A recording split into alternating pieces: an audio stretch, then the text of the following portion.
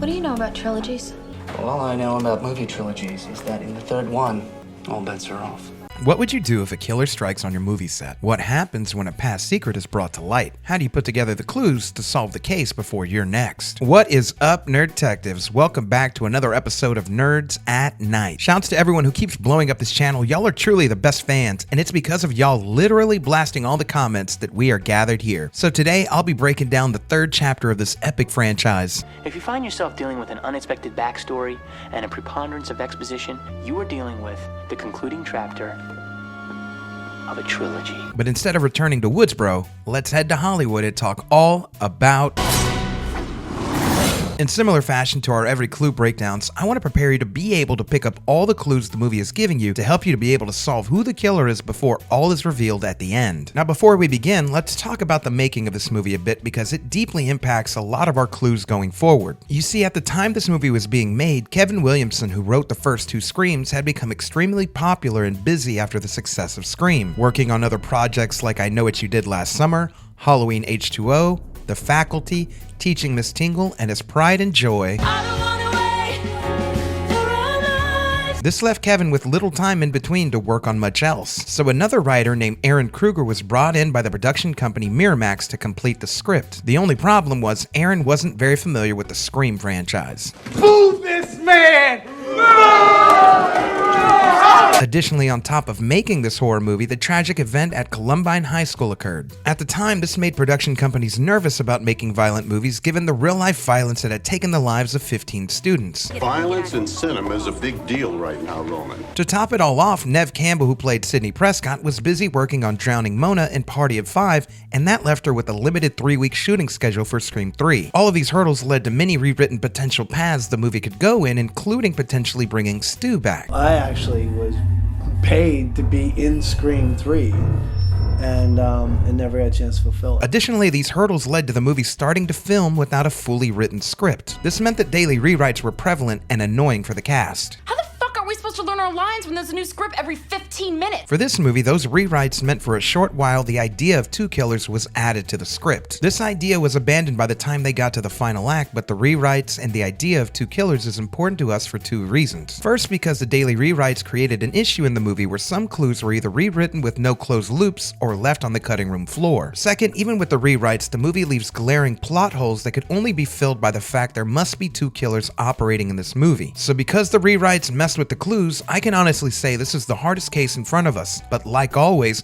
we know there are clues for us to find. So how do we as nerd detectives attempt to try and isolate these clues? Well, this is where we break out our handy dandy rules for solving a murder mystery. here are some super trilogy rules. And what are those rules, you might ask? Rule number 1, you have to have suspects. Rule number 2, you have to have clues. Rule number 3, you have to have motivation. Rule number 4, you have to have opportunity. And always rule number 5, you have to have red herrings. We use all of these as part of our algorithm to solve any murder mystery. Additionally, like any good murder mystery, there's always a sleuth or detective character who's often the hero of our murder mystery. But in this film and in the franchise, we know it's not our lead. Our lead and hero, much like the first two, is still Sidney Prescott. So who is our sleuth/detective character? Gail Weathers, I feel like I am in your mind. Well, that would explain my constant headaches. Walking away with the three-peat win, this honor again goes to our favorite leading news reporter. Well, surprise, surprise.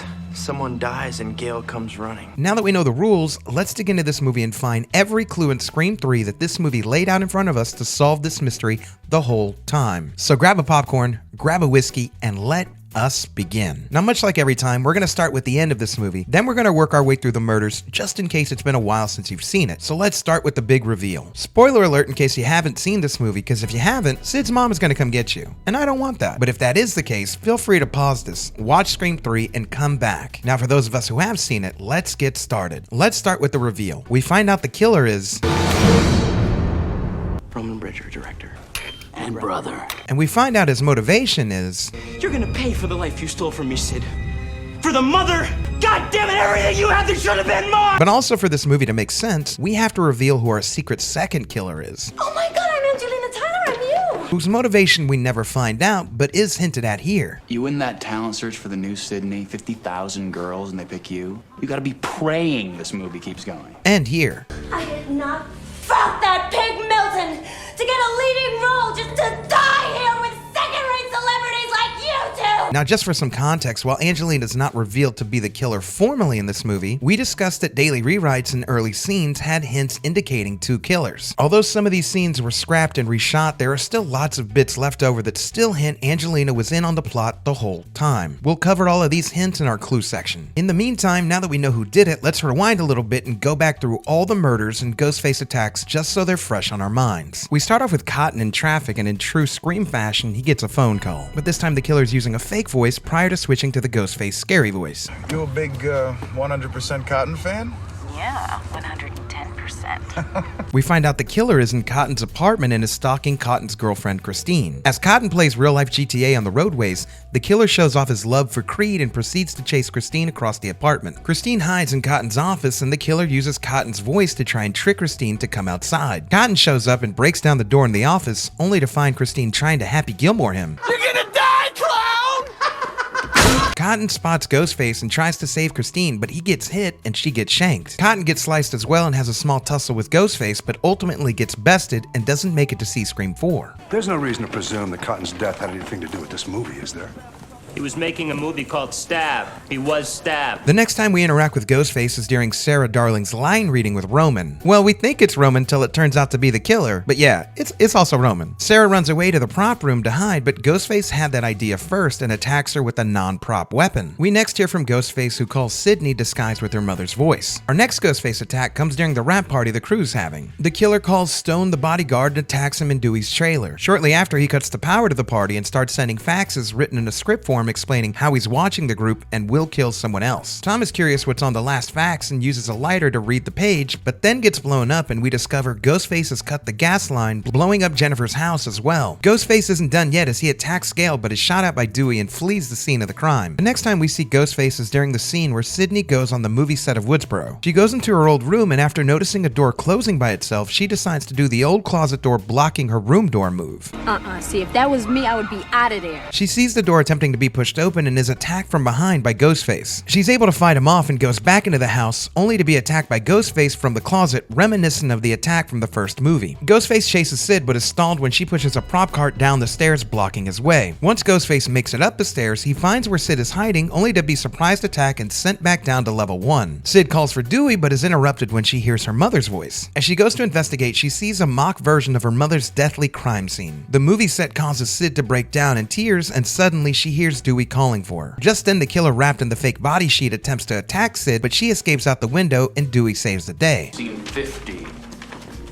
Dewey saves the day. We next hear from our killer as he uses Sydney's voice to lure Dewey, Gale, and Jennifer to Milton's house. The rest of the movie crew is there celebrating Roman's birthday, and he suggests they split up to look for Milton's secret movie room. There's a psycho killer on the loose, and you want to go traipsing around this gigantic mansion? Dewey and Gale are worried about Sid and decide to call back the number that called them. They hear a ringing coming from the closet, and inside find a cell phone, a Ghostface outfit, and the voice changer he was using. The duo knows Ghostface is at the party and splits up to warn the crew. Gale goes to the basement and finds Roman dead and finds Jennifer hiding, and the duo make a run for it. Gale and Jennifer find Angelina and tell her the killer is there, and Angelina makes a run for it but gets caught by Ghostface and is dragged off screen. Gale and Jennifer find Dewey and warn him Ghostface just killed Angelina. Then Ghostface punches Dewey and attacks the group. He cuts Dewey on the arm and stabs Tyson. The crew fights back, Ghostface chases after Tyson, and Jennifer finds a secret passage. Ghostface beats up Tyson and throws him off the balcony and then goes into the secret passage and chases Jennifer. Jennifer tries to warn Dewey she's being attacked, and Dewey shoots at the mirrors to reveal the hidden passage. He's too late and Jennifer is his next victim. Dewey and Gale are looking for Tyson, and Ghostface ambushes Gale and drags her to the basement. He knocks himself unconscious on the way down, and Gale calls Dewey to come save her. The killer wakes up and is about to attack Gale, but Dewey distracts the killer and is about to shoot him, but he's out of bullets. The game's up, Scarlet.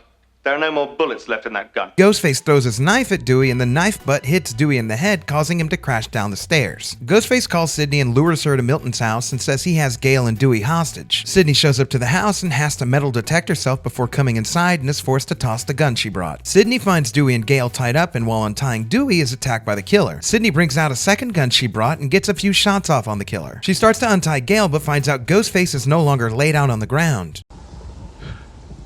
Where'd he go?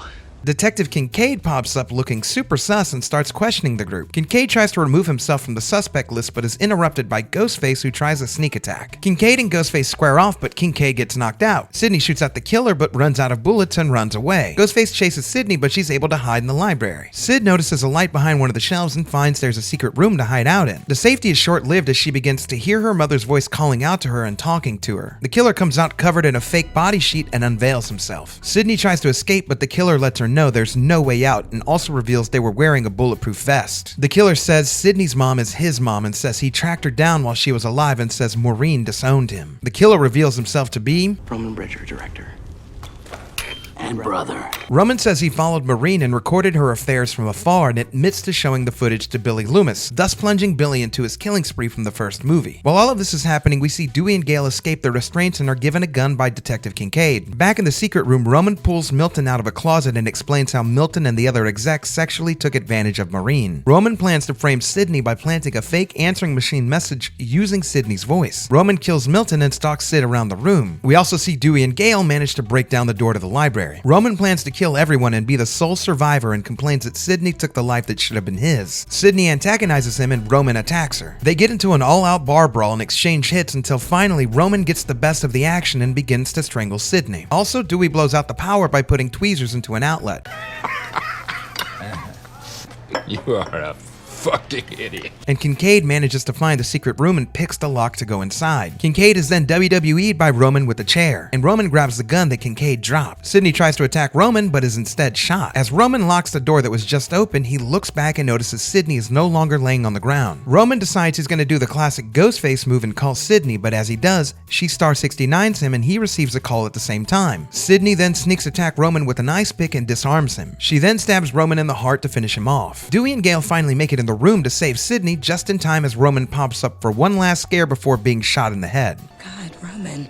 Remind me not to sleep with him again. Now that we've recapped all the attacks, let's take all the information that we know and look at the clues this movie laid out in front of us to solve this mystery the whole time. Let's start from the beginning. Our first clue is who knew Cotton's phone number? We know at the beginning of the movie Cotton gets a call on his personal line, but how does the killer have his phone number? This would indicate it is perhaps someone who is close to him or someone who would have access to his information from the studio. A fact we don't know yet, but is later revealed by this line. Talked to her roommate too. Says you called Sarah, told her to come down to the studio. While Roman denies this, we do indeed later find out he is the killer. This indicates to us the director has access to the celebrity's direct phone lines. A fact we don't know in the moment, but later explains how the killer knows Cotton's cell phone number and exactly which character could do this. Side note, is this Sarah Darling's voice the killer is using? You sound a lot like that guy on TV, Cotton Weary. Our next clues are who knew Cotton had a girlfriend and who knew where Cotton lived. Clearly, most celebrities like to live a bit privately, and Cotton, while being a TV show host, is not an A-list celebrity, but his private life is likely just that.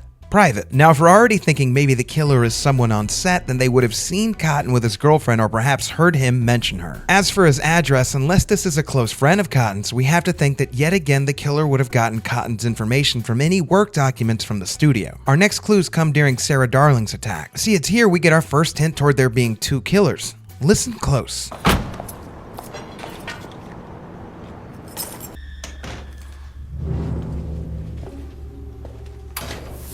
Let's break this down a little bit. We know the first noise Sarah hears in the hallway ends up being Tyson and Stan. Thank you very much. Fuck you very much. Tyson, go to hell. But what about the second noise Sarah hears coming from the other side of the hallway? Let's add in an additional noise she hears while she's in Roman's office. Now let's add this all up together. If we later find out Roman is waiting for Sarah in the prop room that is in the direction where the noises were coming from in the studio office, Someone here? then we can assume it's him who made the noises while getting into position to attack Sarah. But what about the noise outside? How could the same person make noises outside and then 30 seconds later make noises inside of the hallway? It makes no sense. Well, it only makes no sense if there was one person, but if there were two people, then this begins to add up. We can verify this as there is a deleted scene where we're given a POV, presumably of the killer watching Sarah Darling exit her vehicle, and the noise seems to come from the direction of the POV, indicating to us that one of the killers was a lookout while the other was inside ready to attack Sarah Darling. A small clue that comes slightly before Sarah's attack are headshots of all the actors, which at first glance appears to be an Easter egg in Roman's office. At the time, this is fitting as a director would likely have headshots of all the actors they're working with. But as the movie goes on, we begin to see a pattern of headshots headshots of Sydney's mother being left after the murders. If we think back after all the headshots are collected, we would remember there was literally only one character we've ever seen with headshots. Another clue in this scene is who would have access to the Sunrise Studio main office and who would know where to blend in. You see, we know security is tight for the studio lot and on set, so when we see our killer here, we should automatically assume he is someone who has access not only to the studio lot and the studio office, but also someone who has detailed access to the movie. We can tell this as we find out our killer has picked a great hiding spot so as not to be found out by anyone else in the studio, including Tyson and Stan, who were there before Sarah Darling. The killer hides in the prop room with all the other Ghostface costumes, but how did he know the hiding spot was available and would be in hidden view from anyone coming into the office? Even before the reveal, this should indicate to us the killer is someone familiar with the set and the office. Let's next talk about a few additional clues that stick out in this scene. The first is if Roman is calling and is on the 405, wouldn't we hear some kind of road noise / car noise? Sarah, it's Roman. I'm sorry I'm running late. I'm still on the 405. I'm about 10 minutes away. The lie detector test determined that was a lie. Even when speaking to people now via Bluetooth, you can tell when someone is driving. There's light fuzziness, road wind sound, and sometimes even cars honking. With cell phone technology not quite up to par 24 years ago, a person would definitely be able to tell if another person was driving. That makes this call very suspicious even before the reveal. Our next clue is who would know the director's office phone number in the first place. At this point, we have to be strongly suspecting the killer is someone working on the film and someone in a solid power position on set just to be able to dial up the director whenever they want. Our last clue here is once we see the killer, we don't see him with a script. So how is he able to quote the script so well? Page 28.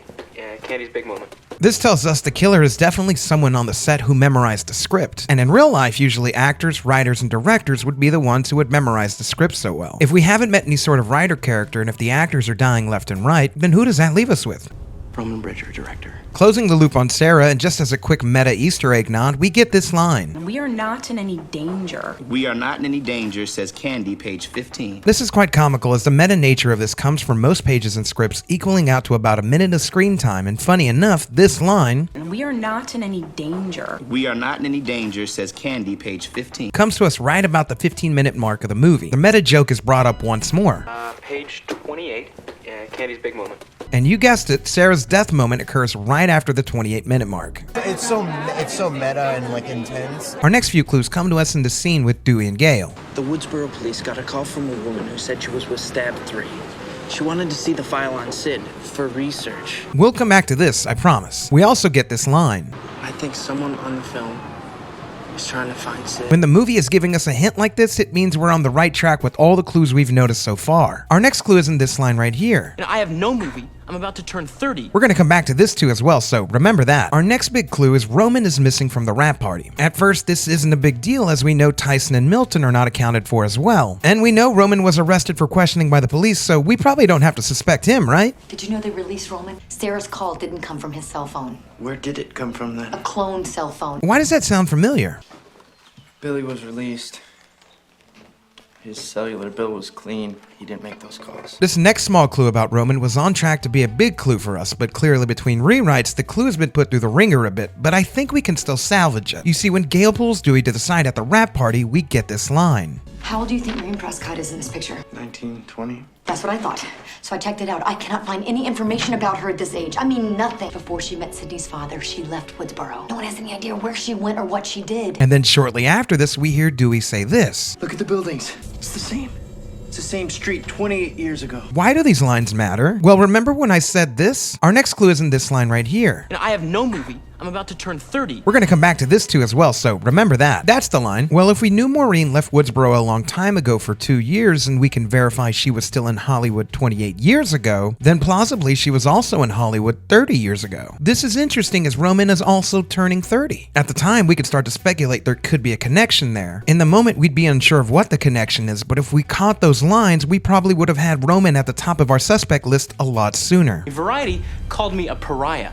I don't even know what a pariah is. Now the rewrites clearly jumble this timeline even further when we get this line. But what we do not know is why the killer keeps leaving pictures of Maureen Prescott taken over 25 years ago. So we'll just ignore that so the original clue makes sense. Our next clue is that the killer notes Jennifer's address and fax machine number and is sending pages of the script as if they've done it before. Now normally on a movie set, who would be the one to send pages of a script? We could agree perhaps a writer or director. At this point, I think there's someone that we met that definitely fits that description. Side note about fax machines, since the 1980s, movies, they've had the ability to send scheduled faxes, but they've never had the ability to run without electricity. Also, it makes sense that the killer would destroy Jennifer Jolie's home in an effort to not only kill more people, but to destroy the fax machine that would now have the number from where the fake script pages were sent from. Now let's get back to our clues, because it's here yet again we start to see our next glimpse at our two-killer theory. You see, we know in this scene Stone is attacked, the power is cut, faxes are sent, and Tom and the house blow up after the gas line is cut. This is followed by the Ghostface attacks at the bottom of the hill. Let's break this down a little bit, because if we know Ghostface is outside of the house before and after attacking Stone,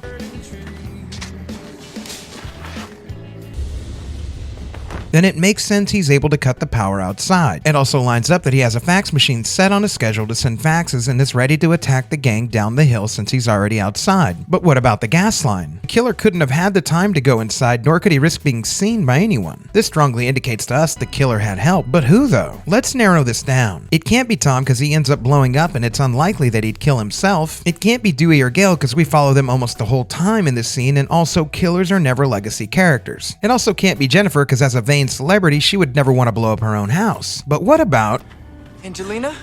Let's break down Angelina's movements. We clearly know she's at the party, and we also know she leaves for a bit and separates herself from the group. This separation would give her more than enough time to cut the gas. But when? Well, breaking down the timeline, we see Dewey and Gail go into the kitchen earlier in the night and don't complain of a gas smell. The duo then head to Jennifer's room to compare pictures, and in the next scene, we see the killer attack Stone. Then Dewey and Gail come into the living room where they find the rest of the gang, and we see Angelina pop up with Tom. The only time the second person could have gone into the kitchen is when Dewey and Gail left the kitchen and went to Jennifer's room. This would allow Angelina enough time to quickly go in the kitchen and cut the gas line and meet up with Tom, who we see her with when they find Dewey and Gail. We also know it can't be Ghostface who cut the gas during this time because he's busy fighting with Stone. Also, Angelina is the only character without a cell phone once the fax machine goes off and people are looking for their cell phones. It's not quite a clue just yet, but it does make her stick out. Angelina also starts to separate from the crew before the house explodes. This would make sense because she's the one who did it and she knows what's about to happen. Also, after Dewey is done rolling after the explosion, Angelina's not calling out for help.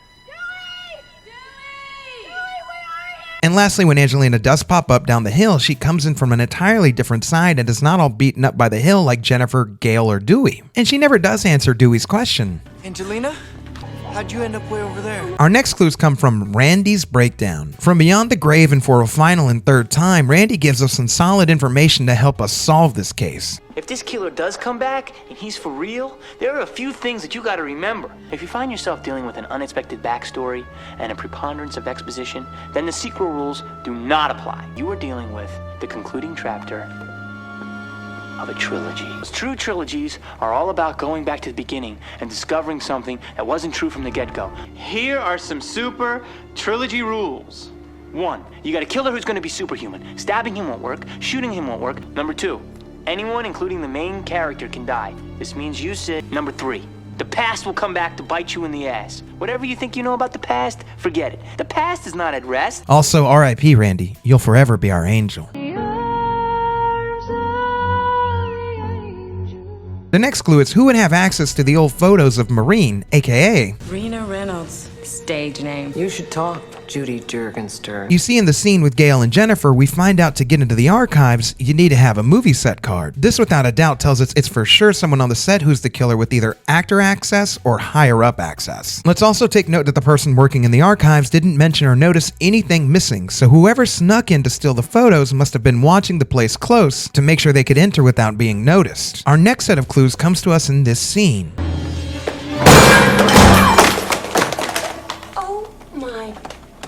You see, we now notice a few things about Angelina. The first are the black boots that Wes Craven loves to include, and many people in the comments say is not a real clue, even though Wes focuses on them in the first 3 movies. To Wes! Beautiful son of a bitch.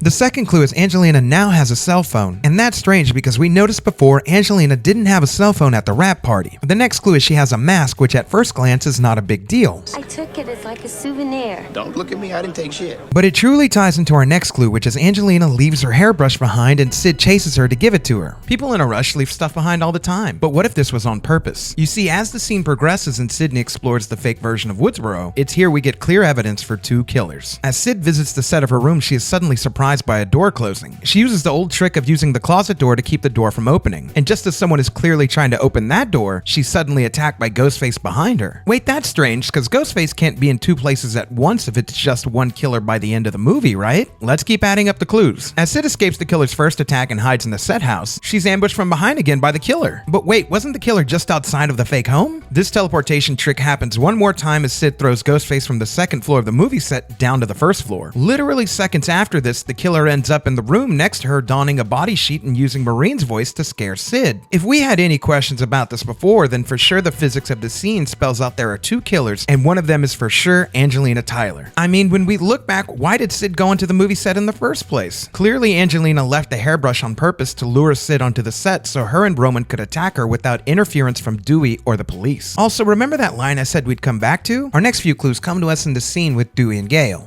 The Woodsboro police got a call from a woman who said she was with Stab 3. She wanted to see the file on Sid for research. We'll come back to this, I promise. That's the one. If we believe Angelina is our second killer, is it possible to think she was also the one who made the phone call to the Woodsboro police about Sydney's file? This next clue actually falls somewhere between clue and Easter egg, but as we see Roman at the start of the party, he's basically wearing the killer's outfit minus the white jacket. Yes, I know there's not an official out-of-killer costume outfit, but you always have to be suspicious when you see somebody in black jeans. Like I said, more of an Easter egg, but let's get back to our clues. Our next clue is in this line. Sydney. Sydney Prescott? Yeah. No, I never invited her here. That's weird. Why would he say that? As far as we know, Roman has never even met Sydney, so why would he make that comment? In the moment, it's a strange line, but by the end, we see Roman has a strong disdain for Sydney. Also, this line foreshadows by the end, he does end up inviting Sid to the party. What? You followed directions well, Sydney. Now welcome to the final act. Our next clue comes from another Roman line. We'll be right back. Where have we heard that line before? I'll be right back. Roman has officially now had a Billy and Stu moment. Sticking with Roman, our next clue about him is he pretends not to know the house, but he seems to know where the door to the basement is? If you were a screening room, where would you be? I bet basement. Roman may have been to the house once or twice, but if he knows which door goes to the basement, what else does he know about the layout of the house? This is important as we know our killer seems to have intricate knowledge of the house and the secret passages within it. The next clue comes to us in this line. What if Milton's crazy and he's gonna jump out of this screening room with a sling blade or something? He won't. How would she know that? Oh yeah, that's right, because she's the secret second killer. If we hadn't pieced it together before this moment, even with all the clues we've added up, it was hinted to us very early on with this line. Hey, what if the killer's Sydney Prescott?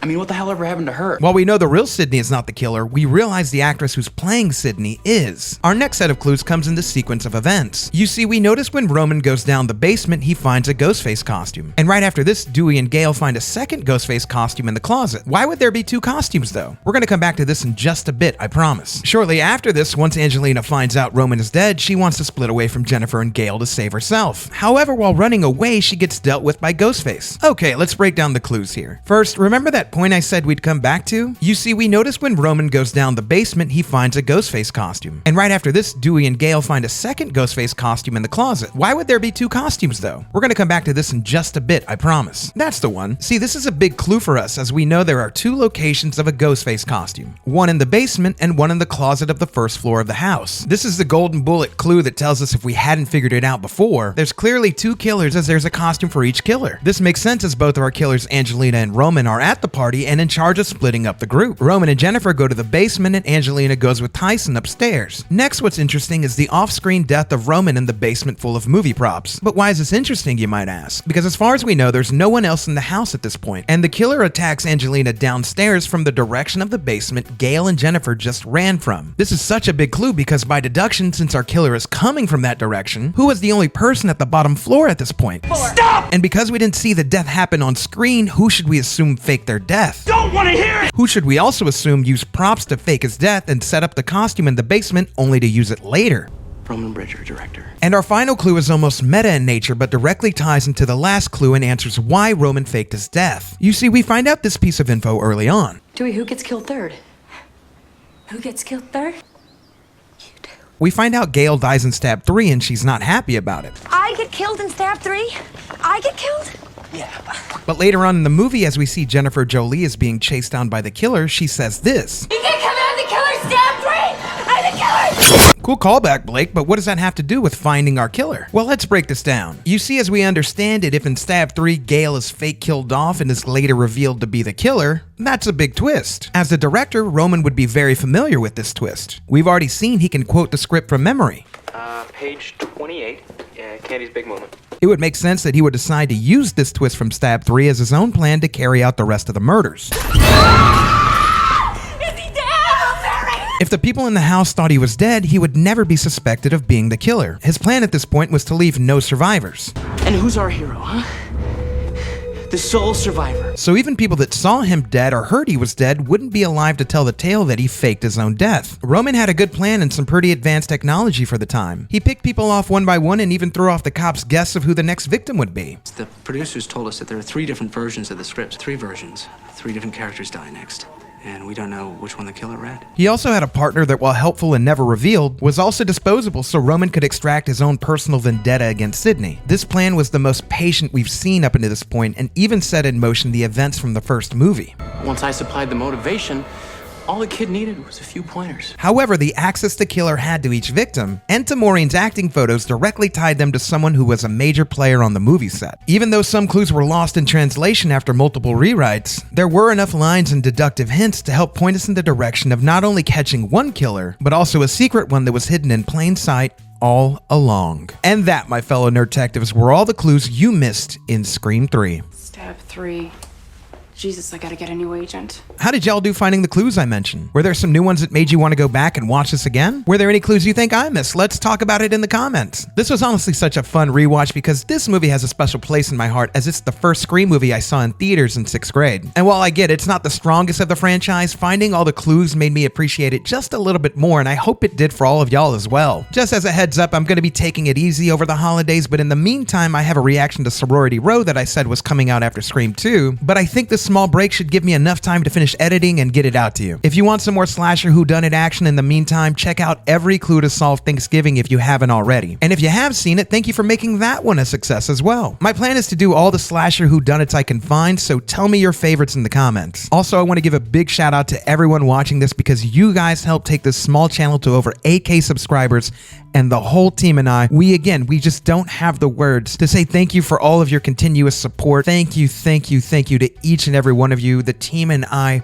really appreciate every single one of you. Side note, if you're watching this and aren't already subscribed, please take 2 seconds to hit the button and allow us to keep entertaining you. Feel free to follow our team's other channels, including the Drunk Banthas, where they do amazing work here every Monday and drop some amazing movie breakdowns. And also feel free to follow 9 Nerd Yards, which is the channel we started from as a team. Also, if you're still interneting after all that, you can follow me at Money Blake Weather on Facebook, Instagram, Twitter, and Snapchat. I would be super stoked to hear from every single one of you, and I seriously mean that, so feel free to reach out. As usual, this has been another fun ride with y'all, but for now, I'm off to take some time to enjoy the holidays and do a little work in the nerd cave. Well, in that case, I'm gonna go dust for fingerprints with Jane Pauley. In the meantime, though, I definitely do not take for granted you took the time to watch this, so thank you so much. Also remember, Stu killed Tatum, not Billy, so whether it's morning, evening, afternoon, whatever time you're listening to this, I do appreciate you. Have a Merry Christmas and Happy Holidays, and until the next case, I will see ya. Peace.